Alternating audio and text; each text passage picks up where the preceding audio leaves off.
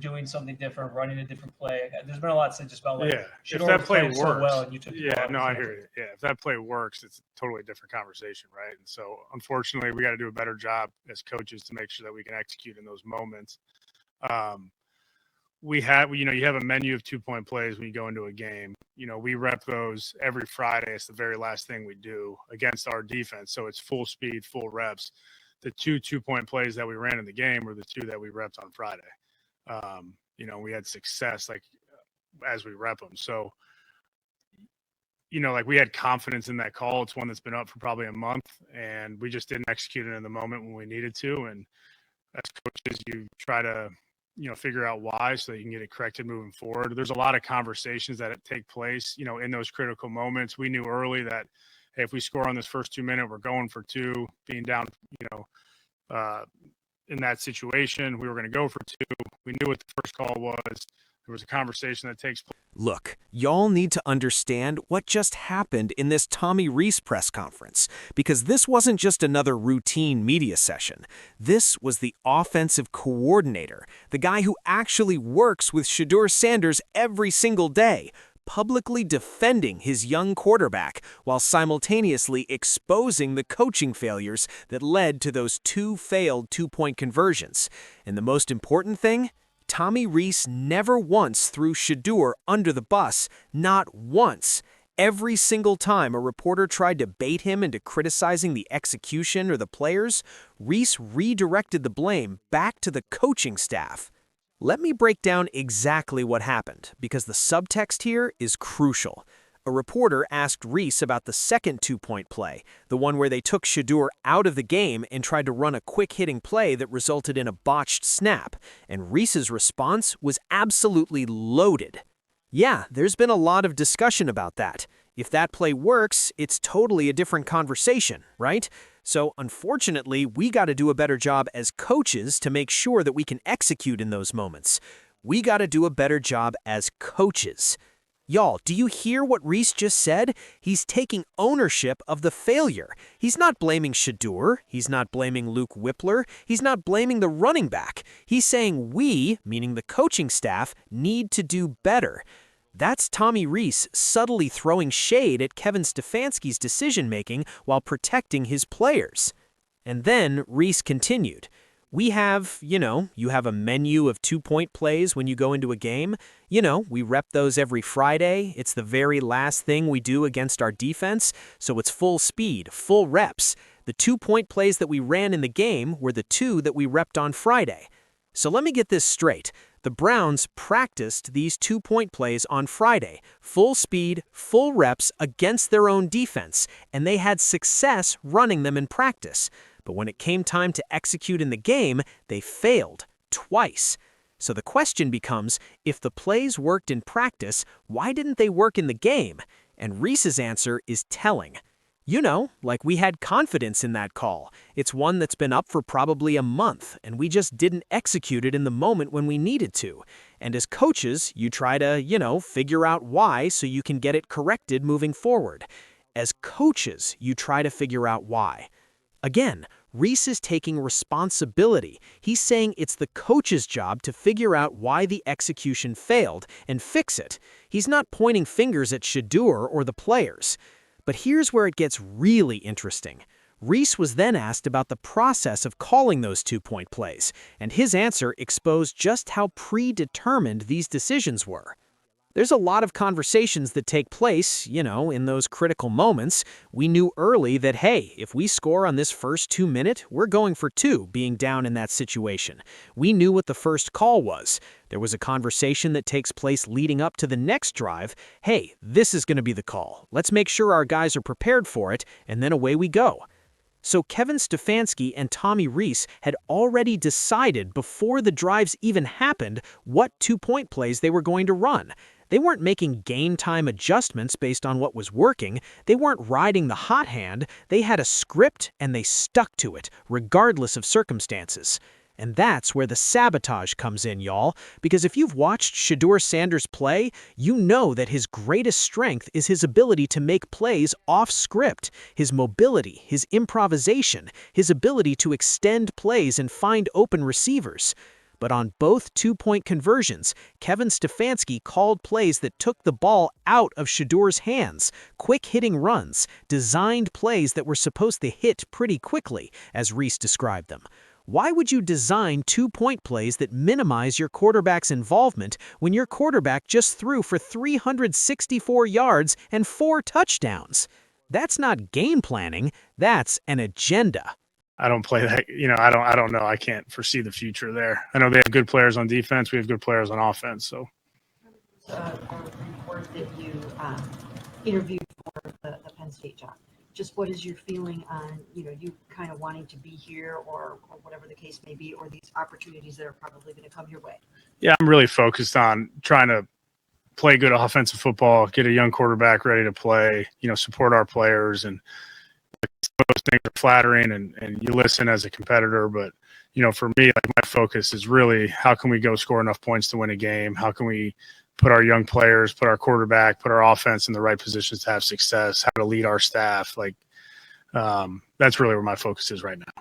But the most revealing exchange in the entire press conference came when a reporter asked Rees about the botched snap on that second two-point conversion, the one where Luke Whippler, who had just come into the game replacing injured center Ethan Pochik, snapped the ball poorly and the play never had a chance. The reporter asked, "What happened on the snap exactly? Do you think it was an issue with Luke coming in there?" And Rees's response was fascinating. "Yeah, they've worked. We've had plenty of snaps with Luke and Shedeur. They got snaps beforehand. It's a quick hitting play. We got to stay in there and we got to execute the exchange. And not much more to it than that. We got to execute the exchange on a play that's going to hit pretty quickly. And it's about all there is to it. It's a quick hitting play. A play that's going to hit pretty quickly." Y'all, Tommy Rees just confirmed that the two-point play was designed to be quick, meaning it was designed to take the ball out of Shedeur's hands and get it to a running back as fast as possible. But here's the problem. When you design plays that have to hit quickly, you're putting enormous pressure on the snap exchange, the timing, the execution. There's no margin for error, no time to adjust if something goes wrong. And with a backup center who just entered the game, that's a recipe for disaster, which is exactly what happened. But notice what Tommy Rees didn't say. He didn't blame Luke Whippler. He didn't blame Shedeur. He said, we got to execute the exchange. He kept taking ownership as part of the coaching staff. And then a reporter asked the perfect follow-up question that exposed the entire issue. So the commonality there, guys touching the ball are all first-year players. Is that a reason for lack of success? Translation, you're asking rookies to execute high-pressure, quick-hitting plays in the most critical moments of the game. Is that why they're failing? And Rees's response was diplomatic but also revealing. Yeah, I don't think anytime, you see guys across the league have issues. I don't want to put a blanket statement on it like that. I think our job as coaches is to ask them to do things that they can handle, and then we got to have some ownership on executing those. Our job as coaches is to ask them to do things that they can handle. That's Tommy Rees admitting that maybe, just maybe, they're asking too much of their rookies in these critical moments. Maybe designing quick-hitting plays that require perfect execution from a backup center and rookie players isn't the smartest strategy. But here's what Rees is really saying between the lines. Kevin Stefanski designed these plays. Kevin Stefanski made the calls, and Kevin Stefanski put these young players in positions where they were set up to fail. And Tommy Rees, as a good coordinator who actually works with these players every day, is doing damage control while subtly pointing out that the play calling was the problem, not the players. Look at how Rees talked about coaching the players after the failures. That's really been our message this week, is let's look at some of these things that did not execute the way we wanted to, and let's boil it down to what thoughts are we having pre-snap? What's our communication fundamentally? Is there something in ball security that we can be doing better? That's a coach who cares about his players, who's trying to develop them instead of blaming them, who's taking the time to break down why things went wrong so they can improve.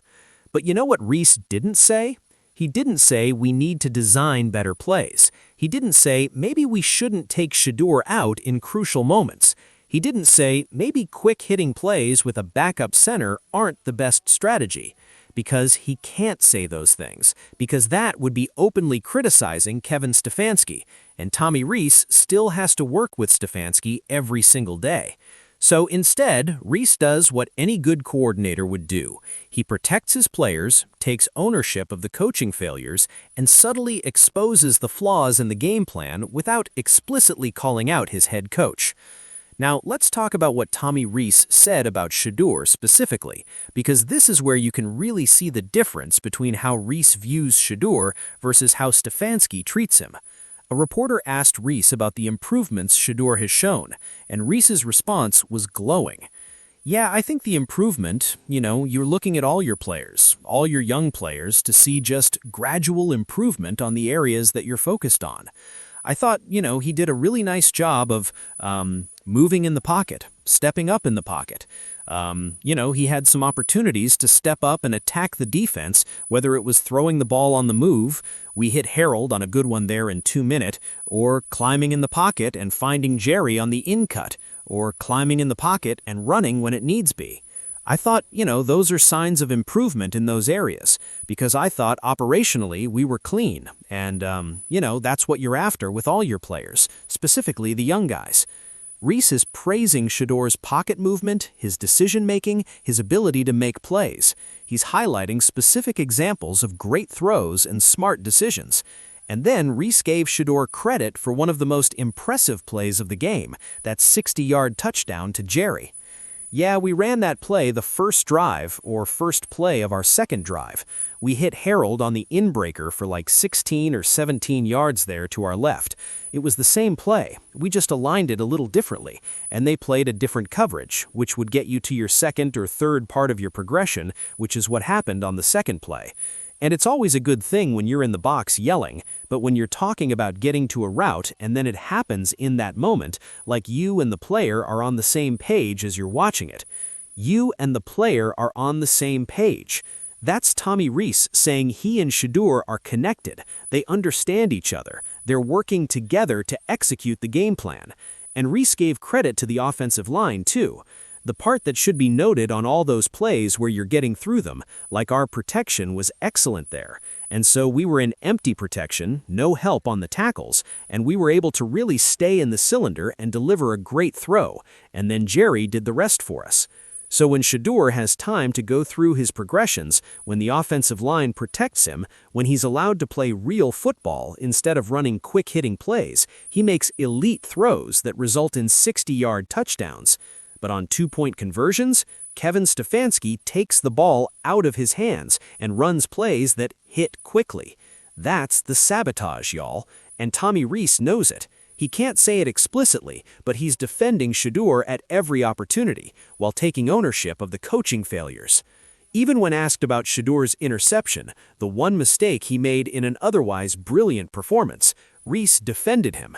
Yeah, one of the things that we had talked about throughout the entire game is like he was making great decisions, right? When to scramble, when to step up, when to throw it away, when to play the play as it's intended to be played. Like, just continue to make those great decisions, right? Don't get bored with making the right decision. Don't get bored with making the right decision. That's Tommy Rees telling Shedeur to stay disciplined, stay smart, don't force things. And then Rees explained the context of the interception. We had hit a good chunk there to Harold 2 plays, 3 plays before, and we come right back to a run. We get called for a holding. Now we're 1st and 20. We're incomplete on 1st and 20. Now we're 2nd and 20. And don't feel like we need to press. Let's just get half it back. So Shedeur was in 2nd and 20 after a holding penalty. He was trying to make a play to get the offense back on track. And Rees's message to him was simple. Just continue to make the right decisions. Let the game come to you, and you'll know when the plays are there to be made. That's coaching, y'all. That's development. That's building trust with your young quarterback instead of tearing him down. And that's the difference between Tommy Rees and Kevin Stefanski. Rees believes in Shedeur. Rees trusts Shedeur. Rees wants the ball in Shedeur's hands in critical moments. But Stefanski, he's designing 2-point plays that take the ball out of Shedeur's hands. And when those plays fail, Rees is the one left doing damage control. So here's my question for all of you. Is Tommy Rees subtly exposing Kevin Stefanski's sabotage of Shedeur Sanders by repeatedly saying, we as coaches need to do better, instead of blaming the players? Does Rees admitting the 2-point plays were designed to hit quickly prove that Stefanski intentionally took the ball out of Shedeur's hands? And should the Browns organization recognize that their offensive coordinator believes in Shedeur more than their head coach does? Drop your thoughts in the comments, because Tommy Rees just held a masterclass in how to defend your players while subtly exposing coaching failures. If you believe Rees is protecting Shedeur from Stefanski's agenda, smash that subscribe button. When your offensive coordinator keeps saying, we as coaches need to do better, while praising your rookie QB's decision-making and pocket presence, that tells you everything about who's really at fault for those failed 2-point conversions. Let's go.